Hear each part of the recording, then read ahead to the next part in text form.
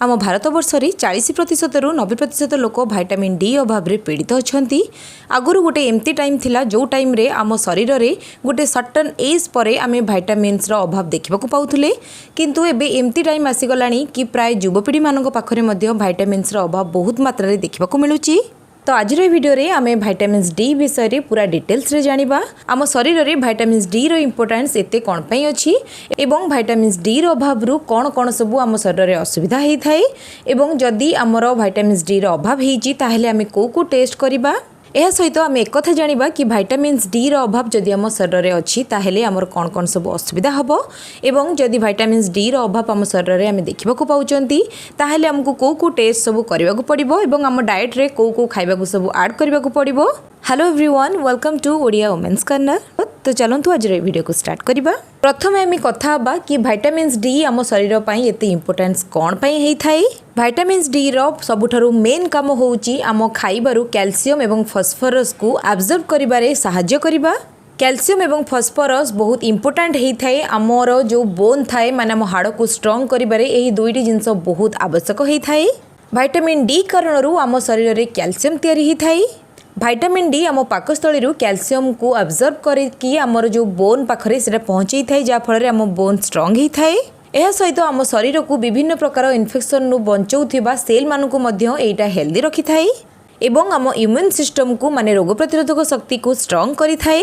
केवल एतिकी नुहे vitamin D आम लंग्स माने आमर फुसफुस को इन्फेक्शन रक्षा मध्य करी थाए एवं सबुठ इम्पोर्टेंट कथा होउची विटामिन डी आम शरीर रे प्रोटीन मात्रा को कम करने को बिल्कुल भी दिएनी।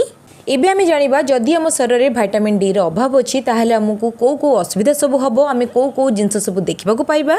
आम शरीर रे जदि विटामिन डी रो अभाव हबो ताहेले सबुठारु मेन प्रॉब्लम हबो कि आमर जो शरीर रे जो हाड़ थिबो से सब बहुत वीक हेई जिवो, माने बोन आमर बहुत वीक हेई जिवो, जो कारणरू आम शरीर रे कैल्शियम रो जेते भी अधिक परिमाण थिले मध्य आमर जेहेतु विटामिन डी रो अभाव थिबो जो कारणरू आम शरीर रे कैल्शियम रो मात्रा ठीक थिले मध्य आमर जेहेतु विटामिन डी रो अभाव रहिछि सेथिलागी आम हाड़ पाखकु ठीक परिमाण रे कैल्शियम जाई परिबोनी एवं आम हाड़ शक्त हेई परिबोनी।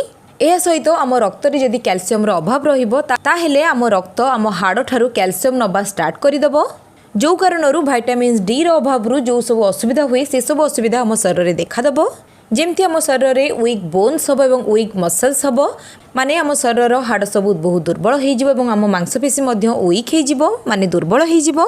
चलवा समय आमर आंठू गंठी शब्द हवा आम जितेबाला चलाबुला करुवा आम बहुत कम टाइम रे थकी पड़ा, छोट छोट कथार आमको चिड़चिड़ लगे, आमको डिप्रेशन भली फील हम, चुटी झड़ब एवं आमर पीरियड्स ठीक टाइम रे आसबनी। यह सहित आम रोग प्रतिरोधक शक्ति बहुत मात्रा रे कमिजिवो। तो जदि आप देखुं आपण शरीर में जो सब जिनस मुझे कहली जो सब प्रोब्लेम कथा कहली जदि से सब प्रोब्लेम रु किछि भी आपण पाखरे देखा मिलूँ ताहेले आपण कौन करेंगे। जदि आप देखुं आपण पाखरे एमती किछि भी प्रोब्लेम देखा मिलूँ ताहेले आपण डॉक्टर को कंसल्ट करेंगे एवं तांको कहवा हिसाब से आपण विटामिन डी डेफिशिएंसी रो गोटे टेस्ट आसे आपण से टेस्ट को करें जोटा को 25 हाइड्रोक्सी विटामिन डी टेस्ट बोली कहा जाई थाए। यही टेस्ट बहुत नॉर्मल होता है जमती आम ब्लड टेस्ट करती आपणकर जेकोसी भेन अल्प ब्लड नहीं कि टेस्ट करा से किसी भी प्रोब्लेम नहीं, बहुत सिंपल प्रोसेस। जो दिन आपणकर यही टेस्ट हम ता पूर्व डॉक्टर आपको 4 ରୁ 8 घंटा पर्यंत किसी भी खाइबापी मना करी थांती। जदि छुआ मान पाखरे एमती किसी प्रोब्लेम देखा मिलूँ ताहेले तांकर जो विटामिन डी रो डेफिशिएंसी हवा कारण जो टेस्ट करा जाए सेटा हाथरू अल्प टिके ब्लड नहीं कि टेस्ट करा जाए थाए। टेस्ट कलापर जदि आपंक रिपोर्ट रे विटामिन डी रो जो डेफिशिएंसीटा माने आपंक शरीर में विटामिन डी टा जदि बहुत कम मात्रा अच्छी ताहेले आपण खाइबारे को जिनस सब ऐड करेंगे। प्रथम खाइबा जोटा मुझे कहबी जदि आपंकर विटामिन डी रो अभाव रही आपंक शरीर में ताहेले आपण निहाती भाव में आपंक खाइबारे क्षीर को ऐड करेंगे।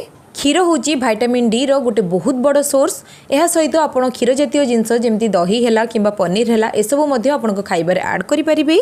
ये सब जिनस विटामिन डी रहा सहित कैल्शियम अच्छी, मैग्नेशियम अच्छी, विटामिन ए अच्छी, एमती बहुत किसी जिनस रही। आपड़ जदि चाहिए ताहेले आपण सोया मिल्क माने सोया रे तैयारी होइथिबा क्षीर भी नहीं पारिबे एवं आलमंड क्षीर भी आपण नहीं पारिबे।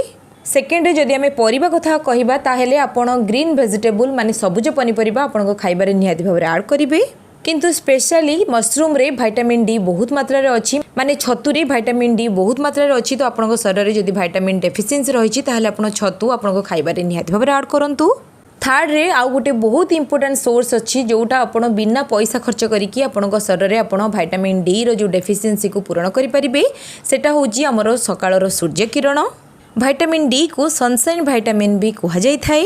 आपण प्रत्येक दिन सकाळू कोण या सूर्य किरण रे 10 रु 20 मिनिट पर्यंत बसी परिबे जा फल रे आपन को विटामिन डी सफिशिएंट मात्रा रे मिली परिबो। किंतु आपण मन रखिबे अधिक टाइम आपण सूर्य किरण सामने रे बसिबेनी किंबा टाण खरा रे आपण बिल्कुल भी बसिबेनी नहेले आपनकर स्किन खराब हेई पारे नहेले आपनकर सनबर्न भी हेई पारे। यह सहित आपण विटामिन डी रो सप्लीमेंट माने मेडिसिन भी खाई परिबे एवं आपण निहाती भाबरे साइक्लिंग एवं एक्सरसाइज को आपणकर डेली रूटीन ने निहाती भाबरे ऐड करंतु। यह सहित आपण आपणकर डेली रूटीन ने साइक्लिंग एवं एक्सरसाइज को निहाती भाबरे ऐड करंतु जा फल रे आपणक शरीर में विटामिन डी रो अभाव एते देखिबा को मिलिबोनी जा फल रे आपणक पई सेटा बहुत हेल्प हेई परिबो। तो आज वीडियो रे विटामिन डी विषय में आपको सब कथा कहली। जदि आपको आज वीडियो भल लगी ताहले आपण वीडियो को लाइक और शेयर करने को बिल्कुल भी भूलिबेनी। नमस्कार।